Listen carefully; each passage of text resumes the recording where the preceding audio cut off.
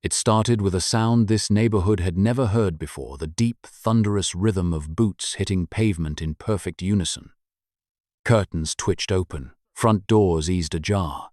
From every corner of the street, eyes locked on the sight unfolding, a solid wall of United States Marines, their crisp uniforms gleaming under the afternoon sun, advancing in flawless formation.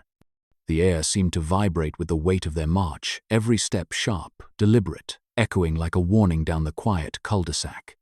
At the center of it all, just ahead of the formation, stood Aaron Hayes, a black man in his early 30s, shoulders squared, jaw set, calm, in a way that only comes from surviving things most people will never understand. Just 10 minutes earlier, he'd been nothing more than a suspicious man in the eyes of a neighbor who had never bothered to learn his name. She had called the cops, her voice laced with fear and accusation.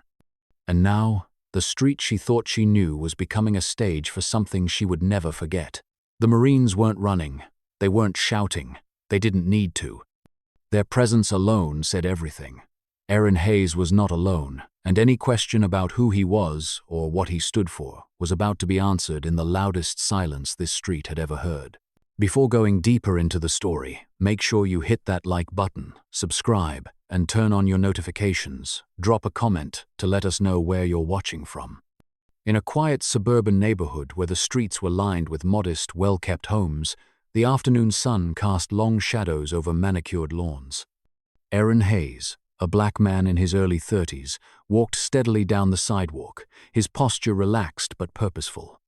A decorated veteran recently returned from an overseas deployment, Aaron carried himself with the quiet confidence that came from years of discipline and service.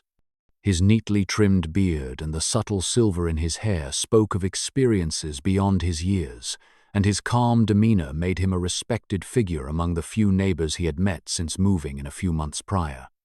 The neighborhood was the kind where people knew each other by name, or at least by sight, and unexpected disturbances were rare. Children played in their yards, neighbors exchanged greetings over picket fences, and the hum of lawnmowers and distant conversations created a comforting backdrop. Aaron had taken to walking these familiar streets in the late afternoons, a way to clear his mind and reconnect with the civilian world that sometimes felt distant after years in uniform. As Aaron passed a white picket fence, his eyes briefly met those of Angela Mitchell, a middle-aged white woman who stood on her porch watering a patch of hydrangeas. Angela's gaze lingered longer than a casual glance, a subtle tightening around her eyes betraying an unease that Aaron could sense even from across the street. She shifted her weight nervously, her grip on the watering can faltering for a moment. Aaron offered a polite nod, one he'd learned to use to acknowledge neighbors without overstepping boundaries. Angela returned a curt nod but quickly stepped back inside her house, the door closing softly behind her. Inside, Angela's anxiety grew. She moved to the window and peered out at the street where Aaron continued his walk, his figure calm and unhurried. Yet, in Angela's mind, the sight of a black man walking alone in her neighborhood triggered an uneasy feeling she couldn't shake. The neighborhood was familiar, yes, but it was also one where she expected a certain order. One that, in her mind, Aaron seemed to disrupt simply by being there. The fact that she had never seen him before only deepened her suspicion, despite the few polite exchanges they'd had since he moved in. Angela reached for her phone, her fingers trembling slightly as she dialed the local police department. She spoke quickly, her voice laced with tension, as she reported a suspicious man walking near her home. She described Aaron in careful detail, emphasizing his unfamiliarity and her concerns about his presence. The dispatcher assured her help was on the way, and Angela hung up, a mix of relief and lingering apprehension washing over her. Within minutes, 2 police officers arrived in a marked patrol car. The neighborhood, usually so quiet and uneventful, suddenly found itself the stage for a tense encounter. The officers, both white and in their mid-30s, stepped out cautiously. They approached Aaron with measured steps, their hands resting near their belts as a precaution. "Good afternoon, sir," one officer began, his tone professional but wary. "Can I ask who you are and what you're doing here?" Aaron stopped walking and met their gaze calmly. "Afternoon. I'm Aaron Hayes. I live on Elm Street, just a few blocks down. I'm just out for a walk. The officer exchanged a quick glance with his partner, but kept his expression neutral. Do you have any ID on you? Aaron reached into his jacket pocket and pulled out a wallet, handing over his identification without hesitation. The officers examined it briefly, nodding as they verified the information. Meanwhile, from her window, Angela watched the scene unfold with growing anxiety. She pressed her face against the glass, her eyes wide as she observed the officer's interaction with Aaron. Despite the officer's polite demeanor, Angela's unease had not abated. In her mind, the simple act of Aaron walking was enough to warrant suspicion, a belief fueled by years of subtle fears and unspoken biases. As the officers questioned Aaron further, asking about his time in the neighborhood and his recent activities, Angela's voice rose from behind the window. She called out to the officers, insisting that Aaron was acting strange and that she felt threatened by his presence. Her words drew the attention of a few neighbors, who had begun to notice the gathering by the time the officers were midway through their questions. The atmosphere shifted subtly as more people stepped outside, some curious, others cautious. The officers maintained their professionalism, but could not ignore the growing tension. Aaron, for his part, remained composed, answering questions with the same calm and respect that had earned him admiration in the military and the community alike. Yet the situation was fragile. Angela's persistent accusations and visible distress created an undercurrent of suspicion that the officers could not easily dispel. The quiet street, once a haven of peace, now hummed with the unease of an encounter born not of any wrongdoing but of fear, a fear that had silently crept into the heart of the neighborhood. Aaron glanced briefly at Angela's house, then back at the officers. He understood the power dynamics at play, the assumptions made before any true understanding could be reached. His voice remained steady as he said, "I'm just a veteran trying to find my place here like anyone else. I didn't mean to cause any trouble." The officers nodded, though the weight of the moment lingered. The neighbors watched silently, some exchanging uneasy glances, others whispering quietly among themselves. The street held its breath, waiting for what would come next, in an encounter that had started with a simple walk, but was rapidly becoming a mirror reflecting deeper issues. Aaron took a slow, deliberate breath, aware that this moment was about much more than him alone. It was about the invisible lines drawn by fear and misunderstanding, and the challenge of crossing them in search of belonging. The officers stood a few feet from Aaron, the afternoon sun casting sharp shadows on the pavement between them. Their expressions were polite but cautious, eyes flicking intermittently toward the houses, lining the street where neighbors had begun to gather, subtly drawn by the unfolding scene. The quiet hum of conversation rose in the background, punctuated by the occasional murmur of disbelief or concern. "Sir, we just need to verify a few things," the taller officer said, voice steady but firm. "Can you tell us how long you've lived in this neighborhood?" Aaron nodded, his tone measured. "About 3 months now. I moved here after finishing my deployment overseas. I wanted something peaceful, somewhere to settle down." The other officer, clipboard in hand, jotted down notes as he listened. "Do you have any proof of residence? Utility bills? Lease agreements?" Aaron reached again into his jacket pocket and pulled out a small envelope. "I keep my lease here." He handed it over without hesitation. The officers examined the papers briefly. The details matched the address Aaron had given. From her vantage point inside the house, Angela Mitchell watched through the curtained window, her brow furrowed deeply. Despite the officer's polite inquiries, her unease hadn't diminished. Aaron's calm only seemed to heighten her suspicion, as if his composure was somehow unnatural, a mask hiding something she couldn't name. She stepped back from the window and then forward again, her voice rising as she called out to the officers. "He's not telling you everything. I don't know what he's doing here, but I don't feel safe. This is my neighborhood, and I'm scared." Her words echoed down the street, drawing startled looks from the neighbors who had been watching quietly. Some shifted uneasily, unsure whether to intervene or simply observe. The officers exchanged a glance, their professional training battling the tension thickening in the air. "We understand your concerns, Mum." the shorter officer said, raising his hands slightly in a calming gesture. "But we need to give Mr. Hayes a chance to explain." Angela shook her head, her eyes wide with alarm. "I've seen people like him before. They don't belong here. Something about him just feels wrong." Aaron's gaze briefly flicked toward the house where Angela stood behind the window, her silhouette tense and anxious. He wanted to respond, to explain that his presence was harmless, that he was just a man trying to rebuild his life after war. But the words felt heavy, trapped beneath years of misunderstanding and fear. The officers pulled out radios, quietly requesting backup as protocol dictated in situations where tension could escalate. The neighbors, now numbering a half-dozen or more, whispered among themselves, some casting sideways glances at Aaron, others at Angela. The street that had felt safe and familiar moments before now vibrated with suspicion. One of the neighbors, an elderly man with a weathered face, stepped forward hesitantly. "Is this really necessary?" he asked, voice low but carrying authority. "Aaron has been nothing but polite since he moved in. I've seen him helping Mrs. Jacobs with her groceries. We've got to be careful not to jump to conclusions." Angela's eyes snapped toward the man, her expression hardening. "You don't know what you're talking about. You don't live here the way I do." The tension between neighbors rose, a subtle but palpable division forming as the officers continued their questioning. Aaron answered patiently, recounting his daily routine, his efforts to integrate into the community, and his desire for a peaceful life post-service. "I've kept to myself mostly," Aaron said.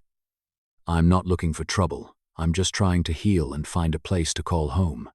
Despite his words, Angela's unease seemed to deepen.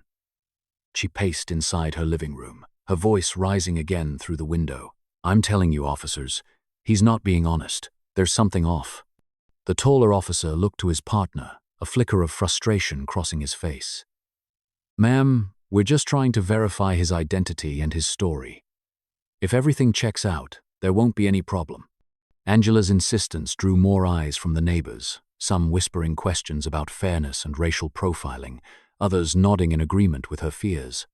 The officers, caught between the need to de-escalate and the pressure of the growing crowd, remained professional but wary. Aaron shifted slightly, sensing the weight of the moment pressing down on him. The polite questions felt like a test he was expected to fail, simply because of the color of his skin and the assumptions of those around him. "I'm willing to cooperate," Aaron said firmly. "But I want you to know I'm not a threat. I'm a veteran who's trying to live his life." The officers nodded, but their radios crackled again, signaling the arrival of additional units. The street's quiet was broken by the distant rumble of more patrol cars pulling up, lights flashing softly in the late afternoon light. Angela retreated from the window, comforted by the visible show of law enforcement presence. Her voice, however, remained steady as she told anyone listening. "I'm just looking out for my family. That's all." The gathering neighbors exchanged uneasy glances, the neighborhood's calm fractured by the incident.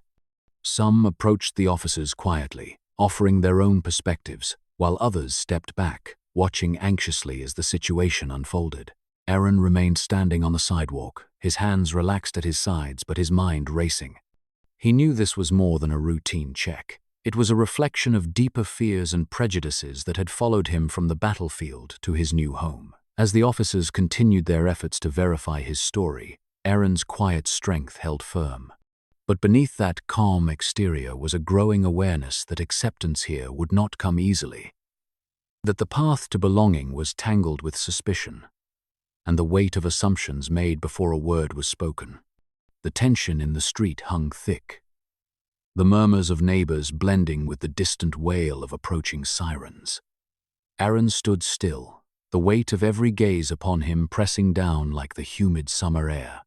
The officers were busy on their radios, their voices low but urgent, coordinating the arrival of additional units. The growing crowd whispered anxiously, casting sideways glances between Aaron and the quiet house where Angela Mitchell had retreated. Suddenly, the distant thud of footsteps echoed through the neighborhood, rhythmic and commanding.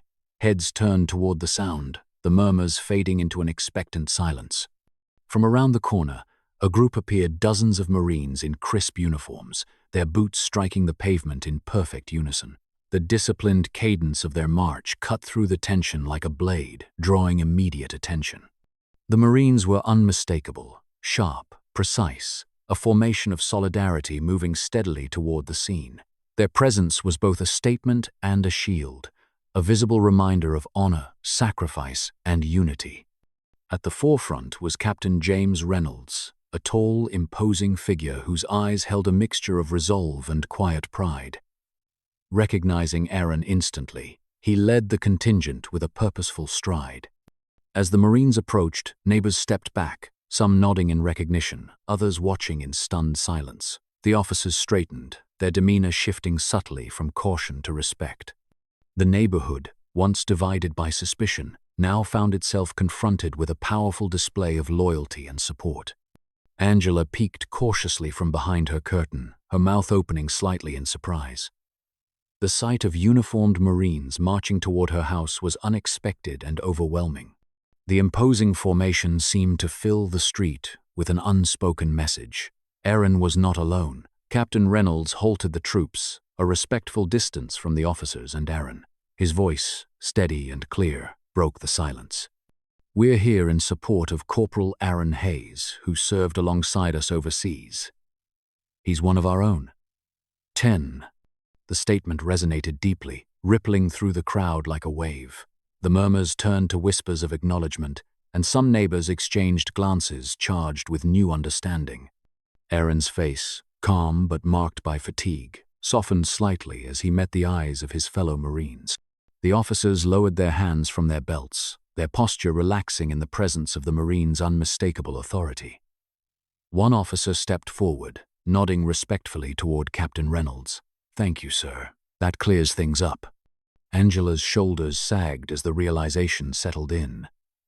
The fear and suspicion that had fueled her call now confronted a reality far different from her assumptions. The unwavering support shown by the Marines was a testament to Aaron's character and service, challenging the narrative she had constructed in her mind. Some neighbors stepped forward, voices tentative but sincere. "I didn't realize," one said quietly. "I'm sorry." Another added, "We should have given him a chance." Aaron nodded in acknowledgement, his voice calm but firm. "I appreciate your understanding. It's been hard, coming home and facing these kinds of challenges." Captain Reynolds placed a hand on Aaron's shoulder, a gesture of camaraderie and reassurance. "We stand by him because he represents the best of us. His service, his sacrifice, it deserves respect." The group of Marines began to disperse slowly, their formation breaking as they mingled with the neighbors. Conversations sparked, shifting from suspicion to stories of shared experience and mutual respect. The street, once a stage for confrontation, now became a place of tentative healing. Angela emerged from her house, her steps hesitant but deliberate. She approached Aaron, her expression a mixture of remorse and newfound awareness. "I didn't know," she said softly. "I'm sorry for calling the police. I was scared, and I let that fear cloud my judgment." Aaron regarded her quietly, the weight of the moment hanging between them. "It's important to recognize those fears and challenge them," he replied. "We all have to learn." The neighborhood's atmosphere shifted palpably. The presence of the Marines had not only diffused a volatile situation but had also illuminated the deeper issues at play: prejudice, fear, and the struggle for acceptance. The powerful display of unity forced everyone to confront their assumptions and consider the impact of their actions. As the sun dipped lower in the sky, casting a warm glow over the street, Aaron took a breath and addressed the gathering crowd. "There's more to all of us than first impressions. We carry stories, struggles, and hopes. I'm grateful to serve my country, but I'm also grateful to be part of this community if you'll have me." His words hung in the air, a challenge and an invitation. The neighbors nodded, some still processing, others stepping forward with tentative smiles and offers of friendship. The moment was fragile but significant. A turning point, born from courage, solidarity, and the willingness to face uncomfortable truths. The Marines lingered a while longer, sharing stories and laughter with neighbors, breaking down barriers formed by fear and ignorance. Angela stayed close, listening, learning, and beginning the slow journey toward understanding. Aaron felt a flicker of hope, a belief that, with time and effort, the neighborhood could become the home he sought. The path ahead was uncertain, but the collective presence of those who stood with him was a powerful reminder that unity could overcome division. As the group slowly dispersed, the street seemed to breathe again. The echoes of marching boots faded, replaced by the quiet murmur of a community beginning to heal and grow together. The neighborhood had settled into an uneasy calm after the Marines' departure, but the impact of their show of solidarity lingered in the air like a charged current. The quiet streets, once rattled by suspicion and fear, now hummed with a different energy, a mixture of reflection, remorse, and the tentative beginnings of understanding. Angela Mitchell stood on her porch, the afternoon sun casting long shadows over her hands as they fidgeted nervously. She looked out at the street where a small group had gathered around Aaron Hayes, who spoke with a quiet confidence that belied the weight of the day's events. The crowd, a mix of familiar faces and hesitant neighbors, listened intently, their expressions ranging from curiosity to contemplation. Aaron's voice carried across the space, steady and sincere. "I want you all to know what it's like to come home from serving your country, only to have suspicion and fear greet you instead of welcome. Many veterans face this, but for Black veterans like me, those challenges are compounded by the color of our skin." He paused, allowing the words to settle. "It's not just about being a soldier or a neighbor. It's about being seen for who you really are, beyond assumptions and stereotypes." The crowd shifted, some nodding in quiet agreement, others exchanging looks that spoke of self-examination. An older woman stepped forward, wiping a tear from her cheek. "I never thought about it like that," she admitted softly. "I'm sorry for my part in this." Angela's eyes met Aaron's, a flicker of vulnerability breaking through her usual guarded demeanor. "I realize now how wrong I was," she confessed. "My fear was unfounded, and it caused harm not just to you, but to the sense of trust we all need in a community." Aaron offered a small, understanding smile. A middle-aged man from down the street, who had been quietly observing, stepped forward. "We've got to do better," he said firmly. "Not just for Aaron, but for anyone who feels like an outsider. This neighborhood should be a place where everyone feels safe and respected." The conversation grew, neighbors sharing their own stories and concerns, slowly peeling back layers of misunderstanding. The dialogue was honest, sometimes uncomfortable, but always grounded in a shared desire to heal and move forward.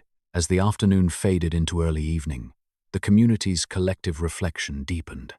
Aaron spoke about the broader challenges faced by veterans, both the visible scars and the invisible battles fought long after the guns fall silent. He emphasized the importance of support systems, understanding, and the recognition that service to a country should never be met with suspicion. "I'm not just asking for acceptance," Aaron said. "I'm asking for empathy, for us to see each other as people with histories and hopes, rather than as threats or strangers."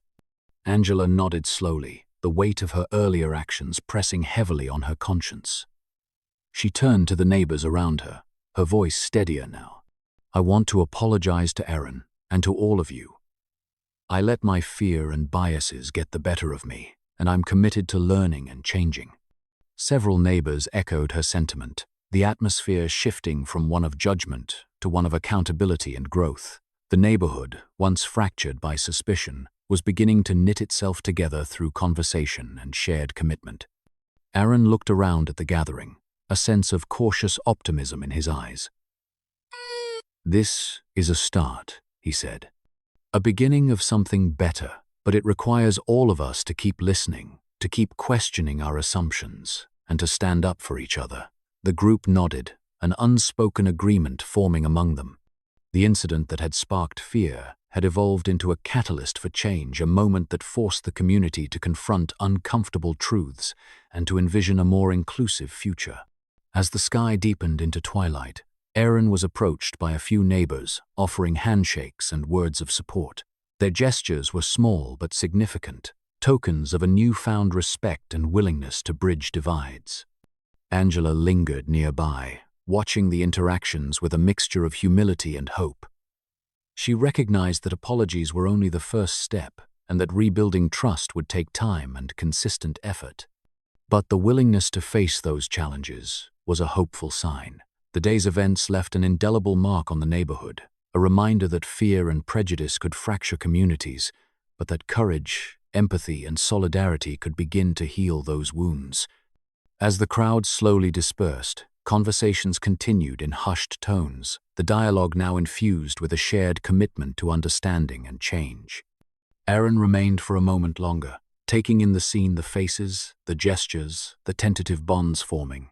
He knew the road ahead would not be easy. The scars of suspicion and bias ran deep, but so did the potential for growth and unity. The neighborhood had witnessed a powerful statement of support through the Marine's presence, and now it faced the challenge of turning that moment into lasting change.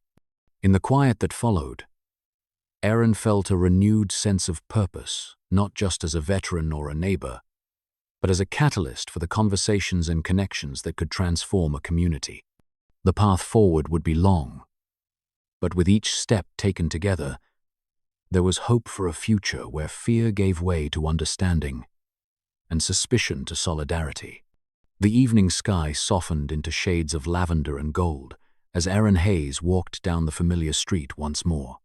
The neighborhood, now quiet and peaceful, seemed transformed, not just by the fading light, but by the subtle shifts in the air, the unspoken acknowledgments that lingered in the spaces between houses. Aaron moved with a steady gait, his steps measured but light, carrying the weight of recent events balanced with a renewed sense of hope. Surrounding him were neighbors who had come forward earlier, their faces now marked by tentative smiles and gestures of solidarity. Several Marines, still in uniform, lingered nearby, exchanging quiet words with residents who had once stood apart. The bonds formed in the wake of the afternoon's confrontation were fragile but real, threads beginning to weave a stronger fabric of community. Angela Mitchell emerged from her home, her posture more open than before. She approached Aaron hesitantly, her eyes reflecting a mix of remorse and resolve. "Aaron," she said softly, "I want to thank you for your patience today. I know I made mistakes, and I want to do better. I hope we can move forward." Aaron looked at her steadily, recognizing the sincerity in her words. "It's a process," he replied.